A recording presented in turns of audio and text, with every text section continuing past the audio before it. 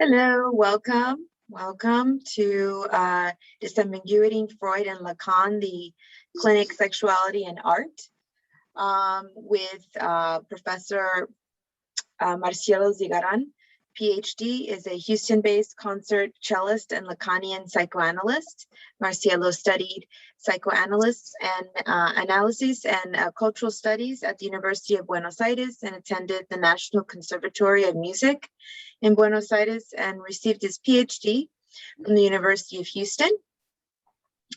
He is also the author of Powers of Music and psychoanalytic investigation about music and meaning. So today we've prepared 3 videos, and afterwards we'll begin the lecture with Marcelo. Thank you.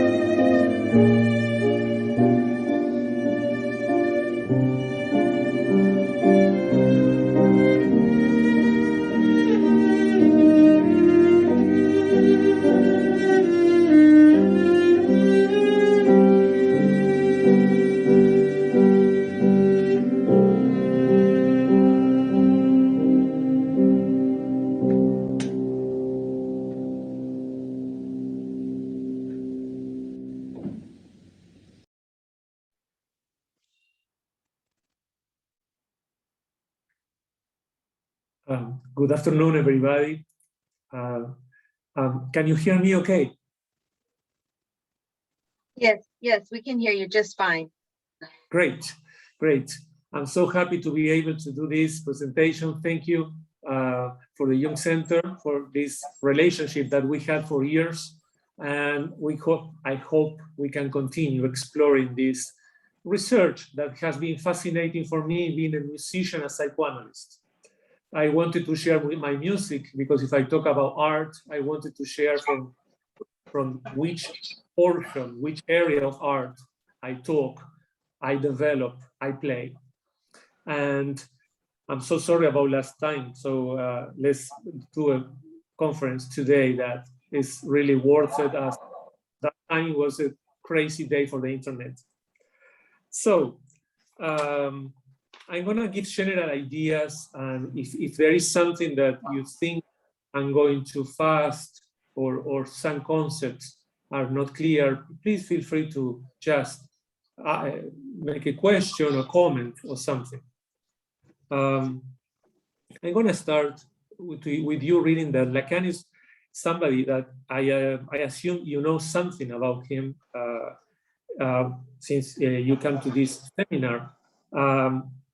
It's a French psychoanalyst. He was called the most controversial psychoanalyst since Freud. So he was giving seminars from 1953 to 1981 and has marked the French and international intellectual landscape. Lacan has influenced a lot of different disciplines: continental philosophy, cultural theory, post-structuralism, which is going to be my next presentation, critical theory, feminist theory, film theory, etc. I could keep going on. Lacan took up and discussed a whole range of Freudian concepts, emphasizing the philosophical dimensions of Freud's thought and applying concepts derived from structuralism in linguistics and anthropology to its development in his own work, which will go far by employing formulae from mathematical logic and topology. And taking this new direction, I suppose that Lacan was expelled from the International Association of Psychoanalysis, his name to be erased, and his name to be forgotten. The censorship that he suffered was probably worse than Spinoza, because Spinoza had been deprived of reaching the power. But Lacan also suffered some alteration in his concepts when his followers present his work. The person who took charge of that, his nephew, Jacques-Alain Miller, he has all the rights, every right to create the psychoanalysis, but many of his writings alters the order in what Lacan appears to have presented. I hear a little echo. Perhaps I could suggest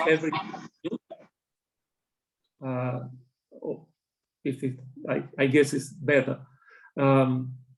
And this idea of recovering Lacan, I am not presumptuous to tell you this is Lacan.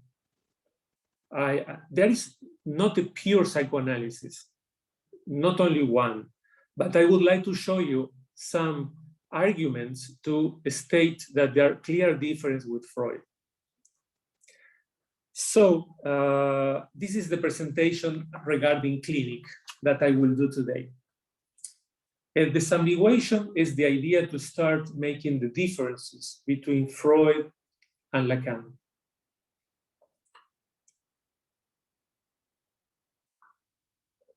Yeah, I should perhaps give you an idea why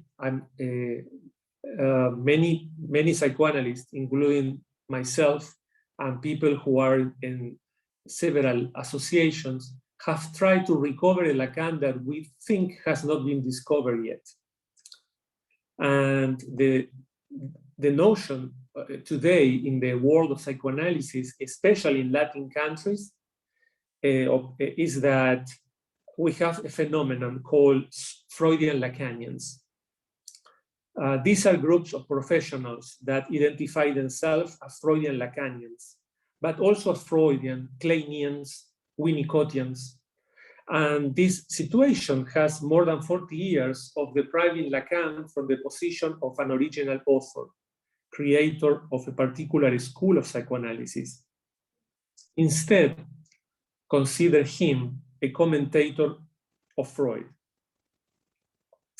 If you ask them, they will say that their point is to study Lacan without losing fidelity to Freud. But here we have what I call a mixed salad, where most of the terms, the jargon, gets confused, and people start using Freudian and Lacanian terms, assigning significations and meanings that they were foreign to them. For example, the word subject, which for Lacan means one thing, and for Freud means the individual psychic. Or when they talk about the mother or the father, they use the word other, which has a particular theoretical place in Lacan theory. Enjoyment, or more precisely the French word jouissance, appears often as the word signifier, as a sophisticated word. The word signifier appears as a sophisticated way to referring to a word. And jouissance, by the way, is a conception of enjoyment, but that also includes pain. So the idea is to make explicit the differences, to make sense, to make coherent the differences. There is no better psychoanalysis or a pure one. But many ideas and concepts of Lacan has been twisted, in my opinion, in order to create a conceptual unity with Freud. Of course, many professionals in good faith use a mixed theory that we should look at the Freudian Lacanian as a social phenomenon, a mix of unfathomable, undifferentiated, and varied forms, with the intention of always returning to Freud's idea. The problem with that is that we don't have a real understanding of what is the differences, the conceptual differences, because Freud had the privileged place in the history of psychoanalysis. But the matter up front is to determine if his conceptual apparatus gives an account of many different human suffering. I have a clear notion that his conceptual machine is a different one from Lacan's. No one is necessarily better per se. This is a study of their differences. I present my first lecture just some months ago, where I present the difference of the concept of the unconscious. I assume that some of you might not have been there, so I might remind during the lecture some of the points I made about how different and how the paradigm is absolutely different for both of them. For today, talking about clinic, I chose something that is relevant in the world of psychoanalysis, which is the transferences. The concept of transference. Transference first was described by Freud as a phenomenon in psychotherapy in which there is an unconscious redirection of feelings from one person to another. So with Freud, we can talk about a transfer. Transfer like from here to here, like a bank transfer, like money from here to here, from one place to the other, from one person to another person. The concept of Freud is based in the physics of Newton. It's related to affect, quantity, excitation, energy. There are systems that are interrelated, and the energy conceived as a quantity capable of experimenting augmentation, diminution, displacement, or discharge. In Freud's conception, if you think matter is something previous, is there, and energy gives an account of the attraction and repulsion of the bodies. In Freud, transference is between two persons, from the patient to the analyst. The key to handle the transference from Freud's points of view was the analyst, the idea of neutrality.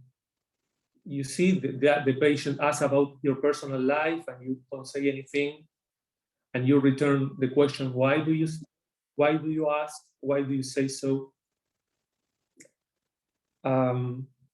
Quote by Freud, quotation: every human being acquires a certain specificity for the exercise of his love life by the pulsation that it will satisfy and the goals that will have to be set. End of quotation. So there is something previous to the meeting with the analyst. The analyst is another object in the list of objects that that person encounters in life. So because something pre-exists to the encounter with the analyst, the structure says that something of the reality was there. And perhaps this is one of the reasons some cases of analysis get stuck when both know the problem.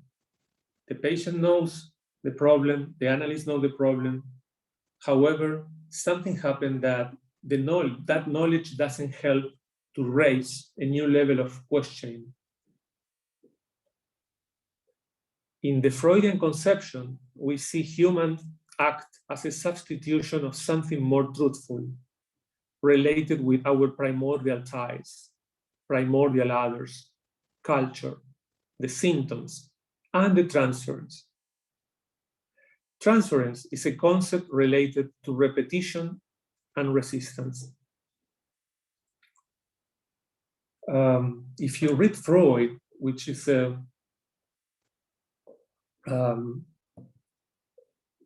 very interesting reading because of Freud is very much straightforward. Lacan is much more cryptic and obscure. You see these metaphors that he used, like a war-like metaphors between the patient and the analyst. I quote Freud. Freud says, quotation, "This struggle is defined around transferential phenomena. It is in this field that victory must be obtained, whose expression will be permanently heal the neurosis." So he has to fight, and fight because there is resistance. This war-like dimension is not present in Lacan's clinic. Freud is interested in the tie between the two persons involved in the analysis. Is dualistic. The patient goes in the direction of the illness, and the analyst has to put the things in the right place. Freud already knows where the cure has to go and cause of suffering. Usually Freud already has established what is the problem and where they have to go. Castration is at the end. And if he tells the patient that, that will be rejected. So, as I mentioned before, while for Freud, the situation of transference is a dualistic scenario, for Lacan, the structure is always of at least three. In Lacan, we have the analyst, the analysand, a term that Lacan used to establish that there are there is no patient where the doctor knows everything and the patient knows nothing but his pain or her pain. The idea of analyst and analysand is a situation where two individuals is going to create a subject, are going to create a subject through different type of knowledge that each one has. So for Lacan, this structure is the analyst, the analysand, and the letter A. By A means autre, other in French, which Lacan said that no matter which language we talk, let's call it A as a formula. A means the place of language, the battery of signifiers.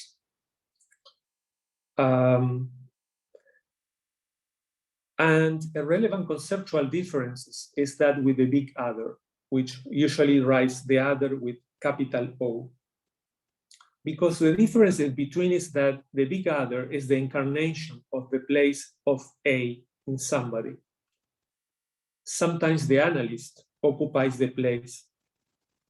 Sometimes other persons occupies the place of A, because nobody is that place. That place only comes alive when somebody is incarnated in that place. If a small child attributes power, knowledge, and knowing everything about life to his mother or his father, then those will be the big other, the references. And that situation sometimes, or most of the time, occurs in an analysis. So we are ready to start with Lacan's notion of transference. And from the very beginning, we see the difference with Freud. Transference, said Lacan, quotation. Transference, let me see which one. Yeah, this quotation is better. Transference is not by nature the shadow of something that has been lived before. I repeat, transference is not by nature the shadow of something that has been lived before. So you see the differences with the idea of Freud's memory traces, where the libido is delayed and is repeat on the bond with the analyst. For Freud, the analyst has to be a tabula rasa. Freud doesn't want to introduce anything new. This is very different from Lacan, where his approach is always introducing something new. Take the interpretation and the signifier, adding signifiers to the chain. And this leads into confusions into the practice of the psychoanalysis. I remember a professor of mine, he was a choir professor. He says that he was an analysis for 6-7 months, and that the analyst was silent, just was saying he was in France studying, and the analyst only say we, and maybe something was really out of interest, something, he would say we, and that's how he knew. But for 6 months, not a word, not an interpretation. And this is something that comes from a conceptual idea of what constitutes the subject, the patient, which is not what happens in a Lacanian clinic. The subject, as we will see in a Lacanian clinic, comes from the interaction of the subject, the analyst, in mixture of otherness. Their discourses will create the unconscious. So Lacan says, again, another quotation of his. Quotation, the transference effect is not a repetition of such a thing that happened except because it is the same way. It is not ectopy. Ectopy, I looked in the medical term that refers when an organ appears in another place, displaced. So here there is nothing displaced. Behind the love of transference, there is the affirmation of the link between the analyst's desire and the patient desire. This is shocking. That okay, it is the desire of the analyst, yes, but in its interaction with the desire of the analyst. Lacan always spoke of the desire of the analyst as a concept to oppose to the Freudian concept of neutrality. In Freud, is all not to go where the patient calls, not satisfy the demand. I remember a colleague of mine saying that one time in his analysis, he was just asking where his analyst was going for vacation. And the analyst says, why? Why do you ask? So everything is mistrust with the patient in the Freudian, because the patient lies, the patient resists. This is the battle in the Freudian scenario. Lacan says something really, for me, very interesting regarding this.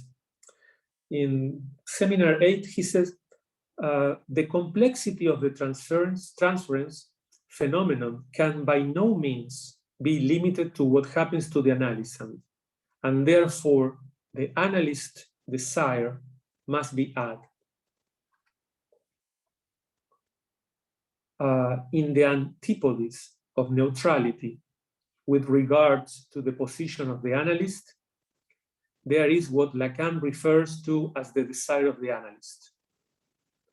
It's thought as the desire of the other, with capital O, an instant of otherness to establish something of the dimension of the desire. As I covered on the first lecture, for Lacan, the conception of desire always involves the other.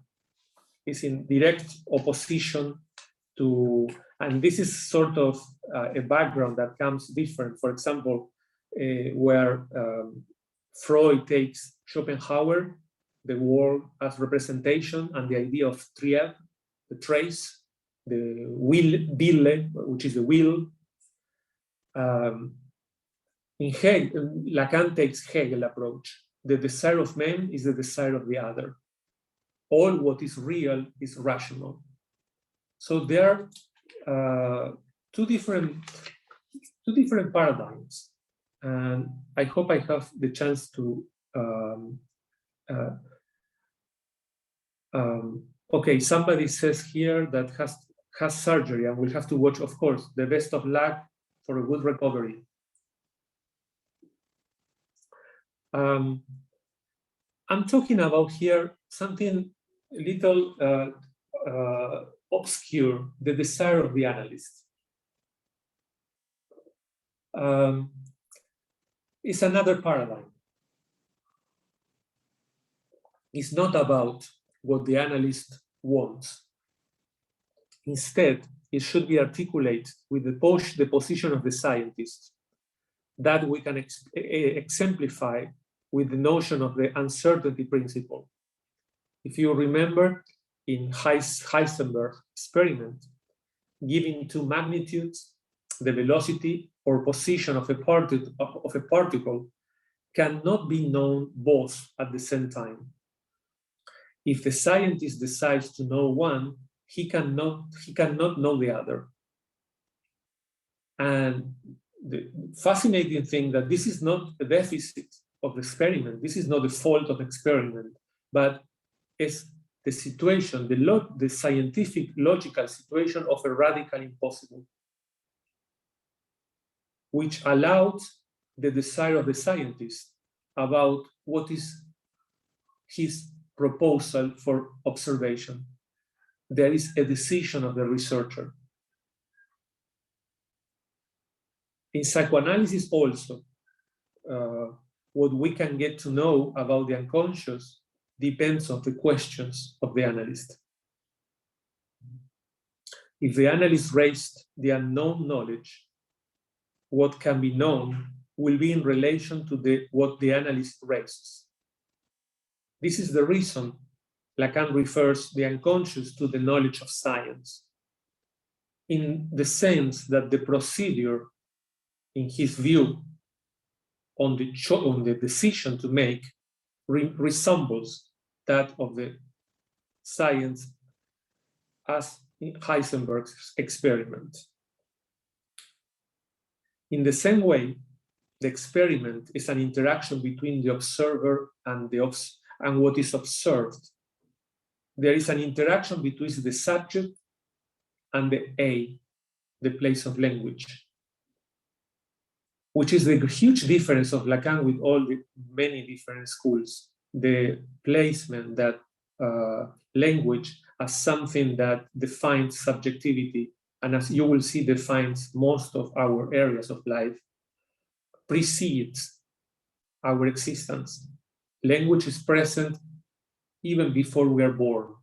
We are chosen a name, and some of us have been, many of us, was already our parents, the persons in charge of our lives, discussed what we will do, what things we will be, in which things, areas we will be great, and so on, blah, blah. So language is a situation that sometimes resembles what scientists use the Big Bang as a departure point. There is no pre-linguistic. Everything is already involved on a world established in language. And as I said, the interaction between the subject and the A, the other, the place of language, the battery of signifiers, the treasure of words, which is the unconscious, is the result of such interaction. And there is no existence of the unconscious beyond that interaction.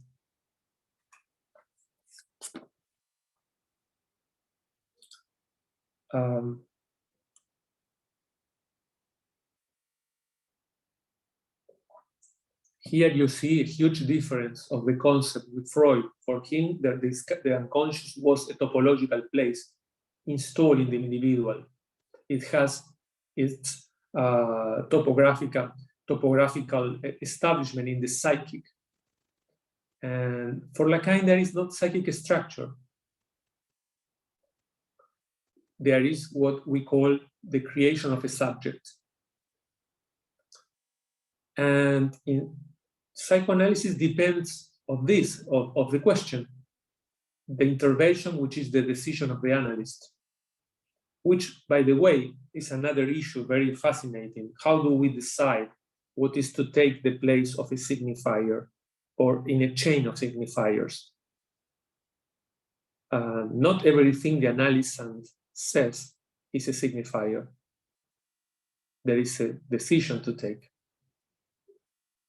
If the patient talks about, I don't know, 10 minutes about how he went to buy bread, we might find that is not a signifier, the account, and take into account what we know, we can establish which will be the link in order to establish a chain of signifiers.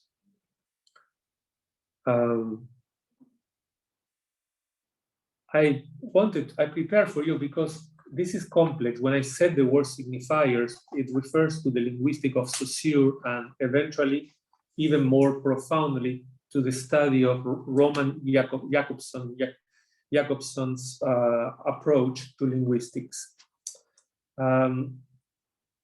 Some of the colleagues of mine says Lacan is just language and the logic. There are many aspects. I will mention that with Freud, the psychoanalysis that Lacan proposes is not pure and is not monist. The return to Freud that everybody says, well, Lacan is Freud because he proposed the return to Freud. Well, return actually in French is retour, and retour doesn't mean to go back to the beginning in French. It means 180 degrees. That's why many of the concepts that Lacan says actually that they are the opposites of what Freud said. Even if you never heard these authors, if I read you some names, for example, representation versus signifier, the ego from narcissism versus the ego from the mirror stadium. They are the opposite. The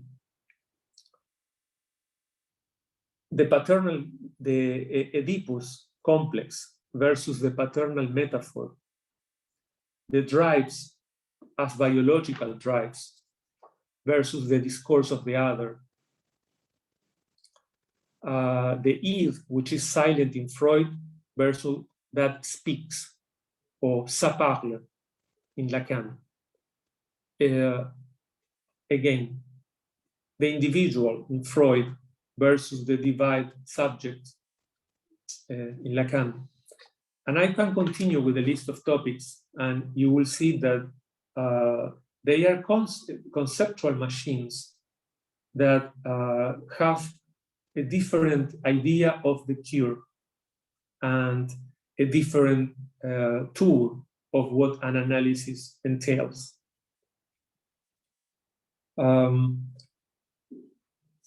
Lacan has talked about the ethics of something well said, which has to do with rhetorics. The plus of enjoyment, or the plus of jouissance, is related to the concept of plus value from Marx's theory. And it will have a lot to do with the concept of object A, which is another chapter understanding the conception of the subject that Lacan has. The unconscious is structured as a language. This is related to the linguistic of Saussure and Roman Jakobson, as I mentioned a few moments ago. The concept of structure from Lévi-Strauss, the theory of the four discourses, which go to the theory of discourses, the mirror stage, the capitalistic discourse, which goes to economy and history, the subject as hypokeimenon of Aristotle, and the whole relation with philosophy, which in Lacan it's immense. Immense, it takes hundreds, in the order of hundreds of authors. Lacan played with the word ontology, and he called ontology. Hont in French means shame. So for Lacan, ontology, the history of ontology, has a shame included on it, because for Lacan will create an anti-ontology to try to understand human existence. And this is a chapter, this is a whole lecture. I will dedicate a whole lecture just to that, but I just mentioned the title to notice the difference. For Freud, reality was what was real. Lacan has the real as the impossible, a concept that initially he talks from Coiré.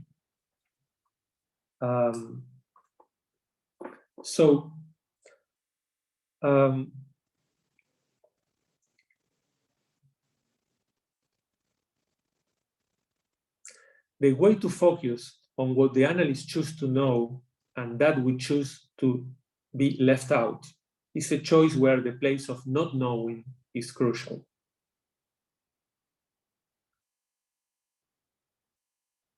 I repeat this.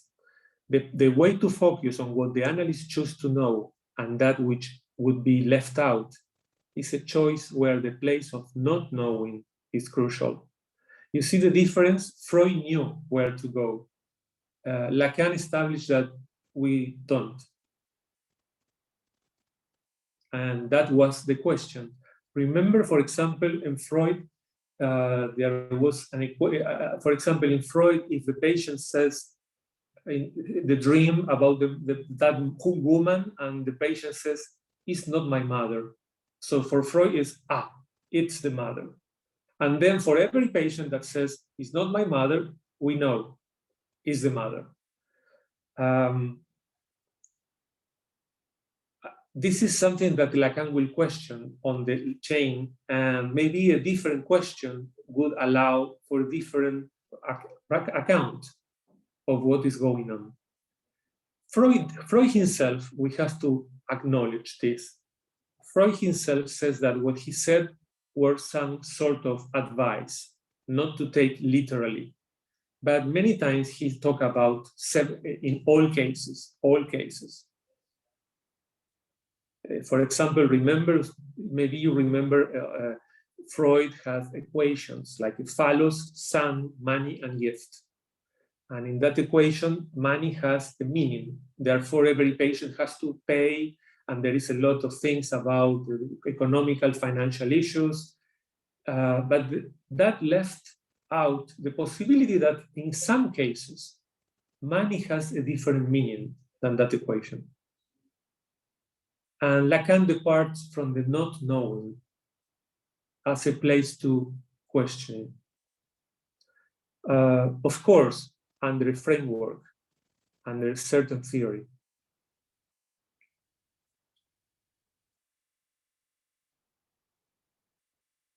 Lacan says, quotation, "This place is not less articulable in practical behaviors, but these are completely vain outside of a firm theory of what is rejected and what is admitted, to be considered as something to know. There is always a choice, and something is rejected." Lacan said in another quotation, "The not knowing is not due to modesty. It is properly the production in reserve of the only opportune knowledge."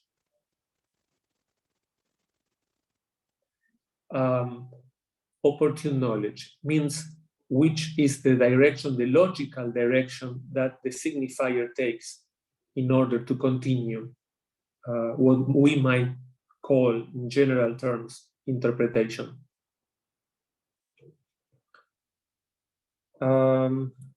What else? There is another.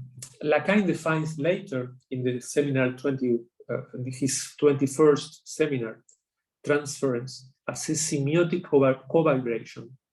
Co-vibration as two strings vibrating at the same time.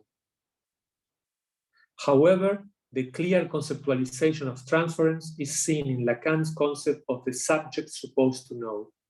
If I have to choose the title for the clinic part of this lecture, it would be Transference in Freud versus Subject Supposed to Know in Lacan. The construction of this notion, this tool, epistemological tool, the subject supposed to know. And Lacan defined the subject supposed to know by the transference that is supposed to know what it consists of as the subject of the unconscious, and this is what is transferred to the analyst. This is the idea, the supposition, the conception that somebody knows all. We can, in popular terms, think that, I don't know, Einstein, or I don't know, you choose, knew all, but it's an illusion. And the analyst, but an illusion that has its place within an analysis, because the analyst bet on that, the fact that the subjective dismissal will happen, and then the illusion will fall. The figure of the subject supposed to know falls. This idea of other who knows everything. It doesn't matter that many times the analyst occupies that place. but this is what should happen in a good result of an analysis. That place should fall. Even further, Lacan says, quotation, that there is an unconscious means that there is a knowledge without the subject. That knowledge is not verified except by being legible. Legible means that it is within a discourse. And the discourse is something that will be in the structure of the subject that happens in psychoanalysis. And this is a sort of a tour, and I make for you that if for Freud, the subject was like an egg closed, remember, and for many theories, it's a close. Lacan chose the Moebius strip, the band of Moebius, to understand what involves the subject and the course of an analysis. Is bidimensional, like discourse. So the bidimensional status of the discourse is what will have its effect on the individual. I can mention later a few more. These are things that I mentioned last time on my other subject, my other lecture. I just said something interesting. I said in another subject, because the subject of psychoanalysis for Lacan has also the conception of the matter. What's the matter? Like subject, like you take subjects in university, you take history, and the subject is history. The same way subjects are the theme of a case.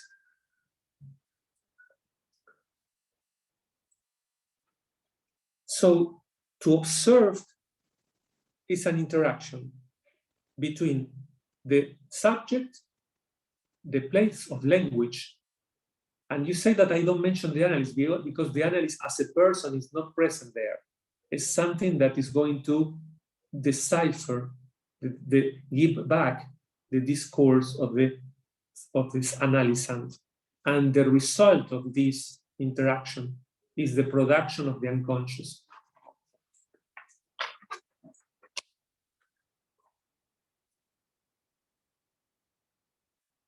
A saying that is said without knowing who says it. That assumption of a subject knowing is what the analyst embodies. The analyst is a possible place. There are others. You can place that, I don't know, like I said before, Einstein, you choose it. You name it, who has all knowledge in today's. Nobody does, but we sometimes refer to people and we attribute them that place. Just to finish the clinical part of this, what does transference mean in an analysis? Lacan said, quotation, if something means, it cannot be anything other than the elimination of the subject supposed to know, because there is none for the analysis, much less for the analyst. There is only what resists the operation of knowing by creating the subject of the unconscious, to know that residue that we can call the truth. The subject of the unconscious is what is being produced between knowledge and truth. Even further, this interaction reintroduces a foreclosed truth. So, as you see, the unconscious in Lacan is not about affects, it's rather about knowing. The fact that the subject is knowledge, and the analyst must postulate the subject as knowledge structure in a band of Moebius or Moebius strip, and something else is the individual as the bearer of that knowledge. This is what I prepared for you, just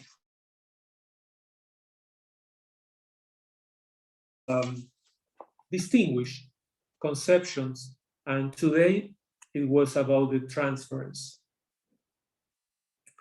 I had talked about different serious lecture regarding the notion of unconscious. Due to time, I will probably, I prepare a lot, but I will share with you just a few things of what I presented before, maybe the summary.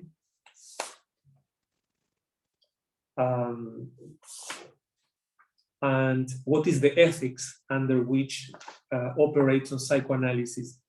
I will cite here one of my professors, Dr. Eidelstein, in his seminar. He has a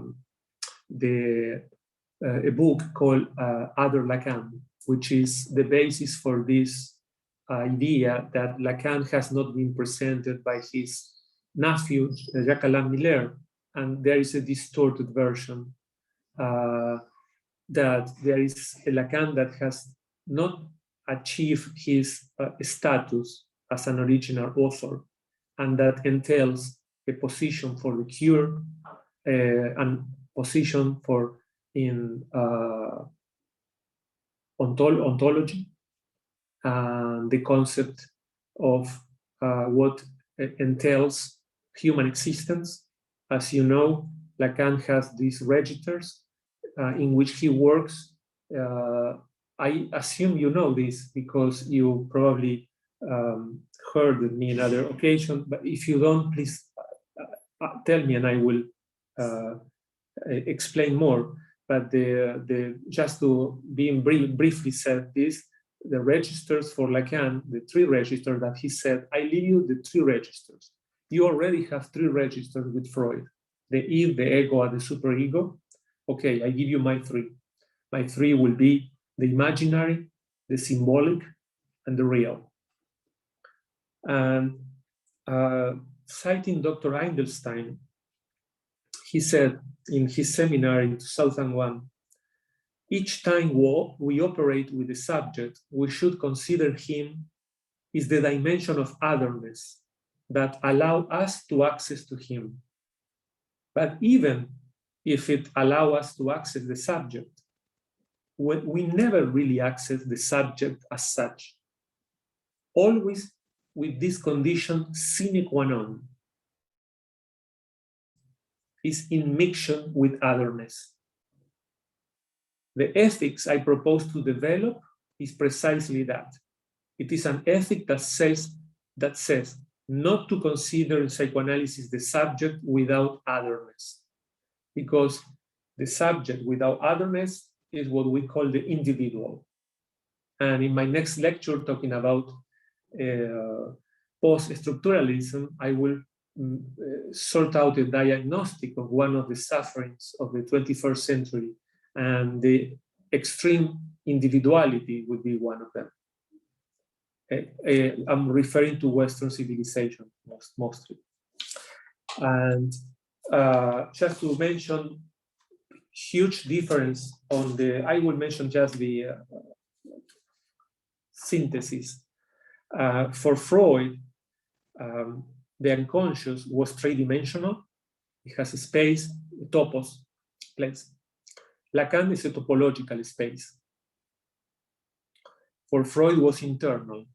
It belongs to individual. You have your unconscious, I have mine. I have to uncover your unconscious. Freud is like the detective. For Lacan, is the surface between the subject and the other. For Freud, the model was an egg, and for Lacan was the Moebius strip. For Freud, the repression was that area of the unconscious that allow us to pretend the existence of an unconscious, the repression. For Lacan, is the cat reveals the surface as a new subject appears. A cat understood as an intersection in the tour that the analyst and the analysis course of tour of the Moebius strip allows for a cat that will reveal a subject. And the idea is, according to Lacan, that after two tours about that subject, when you start in a position in a Moebius strip, and if you go all over, you will finish up in the same point only in an inverted position, which for Lacan means the appearance of a new subject. There will be new problems, but something that the patient came to talk, something of his or her suffering will have changed. Finally, and not last but not least, for Freud, the unconscious is. For Lacan, is and is not. Is something pulsating that appears and disappears. And that's the place for the lack of being that we have. And that would be this initial place to start talking about an anti-ontology, because most of our suffering also becomes from the idea that we are. This is complicated. I will follow this in next time, but I wanted to add a few considerations of the unconscious to clear out some ideas regarding the question of transference. With Lacan,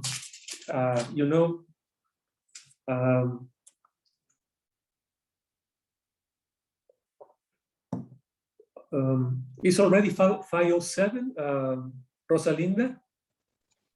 It's 3:08 here. It's 3:08. So yes. Can I do maybe 10 more minutes so maybe we have comments or questions? Sure, yeah, continue. Yeah. Sounds okay, good. Okay. So when we talk about sex in Lacan, rather than the common conception of it, we'll talk sex as force that define our subjectivity. Subjectivity in a broad sense, not in the broad sense, like subject, like in anthropology, they call the subject, but closely relating to the notion of Lacanian subject, which is the immixtion of otherness. Then he will use topology, the idea of the torus and the nuts, in order to understand that immixtion of otherness.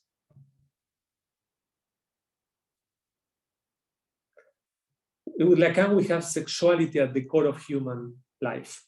It is rather a mode of existence of the sexuality in the human beyond its purely biological dimension.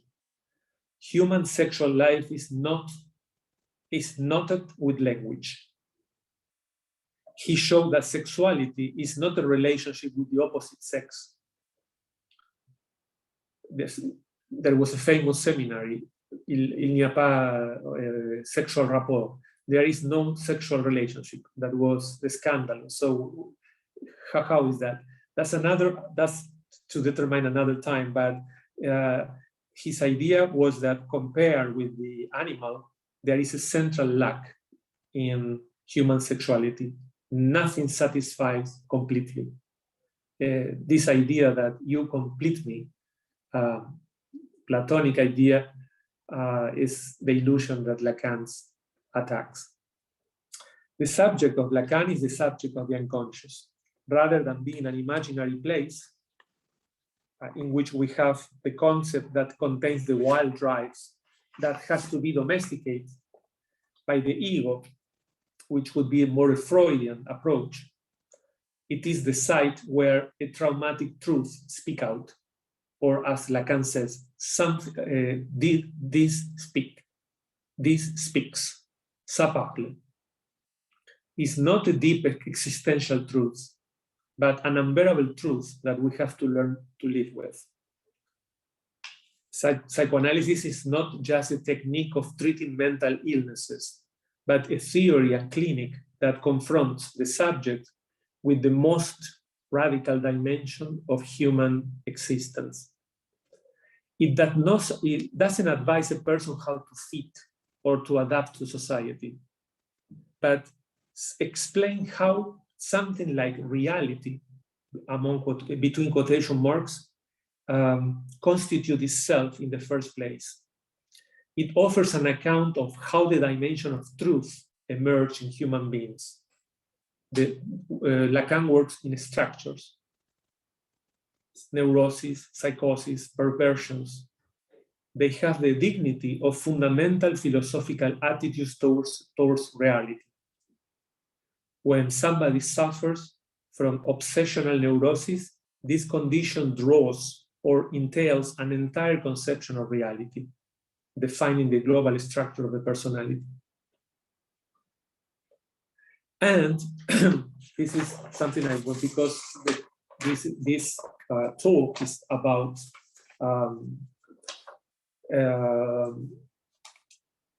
clinic, sex, which I mentioned now, very much related to language as all other areas. I only have a few minutes, and I would like to just read for you some ideas I have, since in my searches, I always try to link psychoanalysis with music and with art in general. Lacan said that art is characterized for a certain way of organization around the void. For the subject, for Lacan, is a torus, the topological figure of a torus with a hole in the middle. And all art is characterized for a certain way of organizing around the void. I mentioned one aspect of music. I play music and it has so many aspects, but I'm trying to find something related to the structural approach of Lacan. So I chose the mathematical aspect of music, and also the other side, which are the affects, or the expressive aspects of music. Leibniz, for example, said, music is an unconscious arithmetical exercise, one in which the spirit that does not realize its counting. And Schopenhauer rephrased that.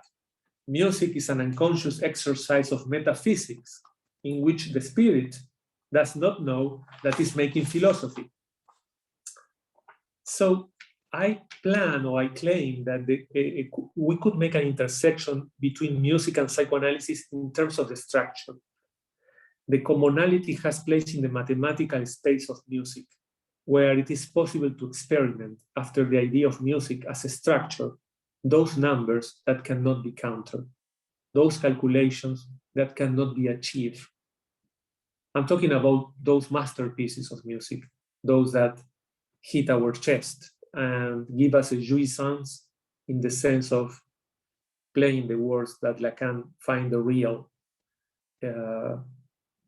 If the anguish is the real for Lacan, I think sometimes the effect of music is also in the sense of jouissance. I hear sense, I hear meaning. The music has the measurable and the unmeasurable, the anticipation and the retrospectives. All this without knowing. Of course there are laws, but they are unknown to us. It's the same for the composer, who knows the rules of harmony, composition, you name it, that all the areas that a musician learns in order to understand the structure of music. But he knows how to compose a fugue or a sonata, but is confronted also with loss of other order, other logic.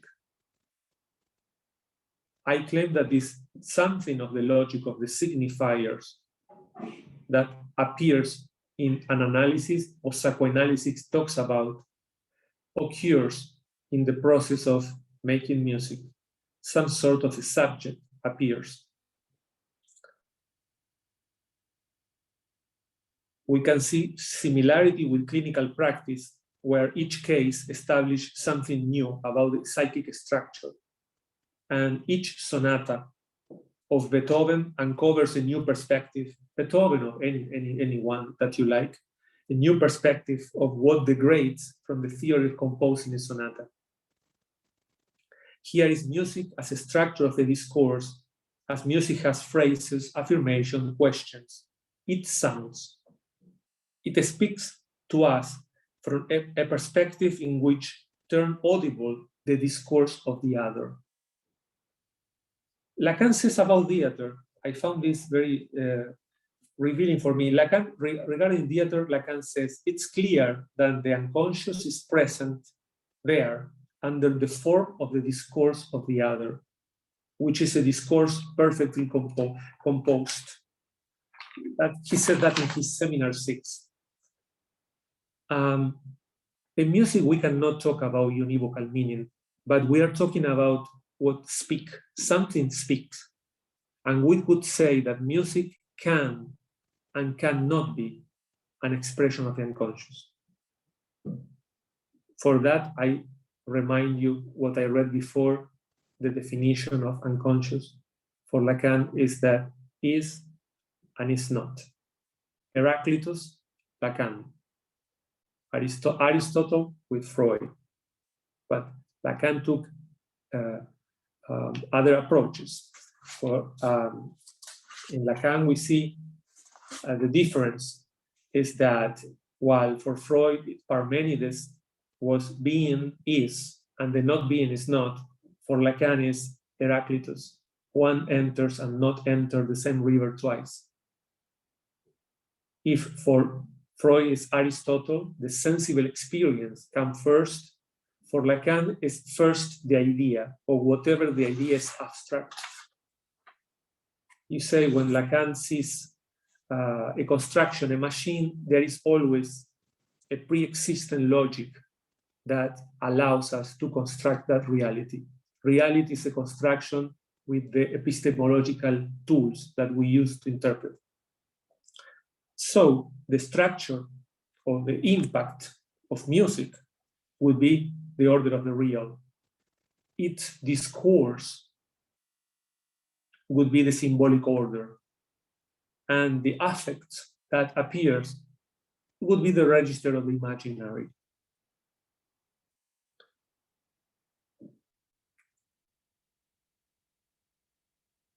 I'm going to leave this apart.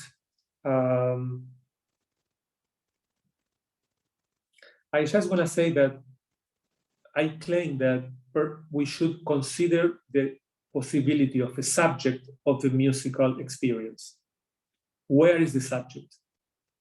It's not in the person performing, not in the audience, it's not outside, but that speaks, that sounds with this place of the other, the autre, the A, letter A, as the place of signifiers, only that here are pure signifiers. There are no meaning established, as Lacan said about theater. So I established this as a question. I am developing this idea for a book, and I'm working on the lines that music established a subject as the same phenomena that occurs in what we call a session of psychoanalysis.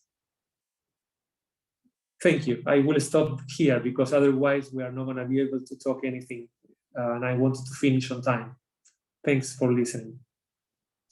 Thank you. Thank you.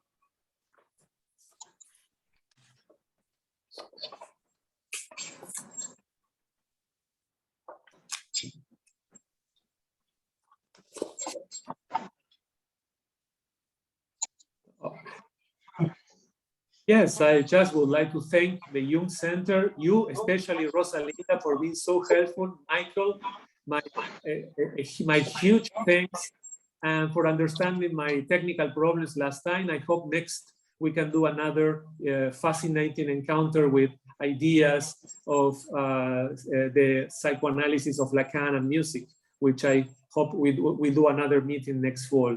If somebody else would like to say a question or comment, I will be honored to having a conversation. But other than that, we can just wrap up for today. Okay, yeah. I don't see any more questions or comments in the chat, so we can just wrap up then. Fine.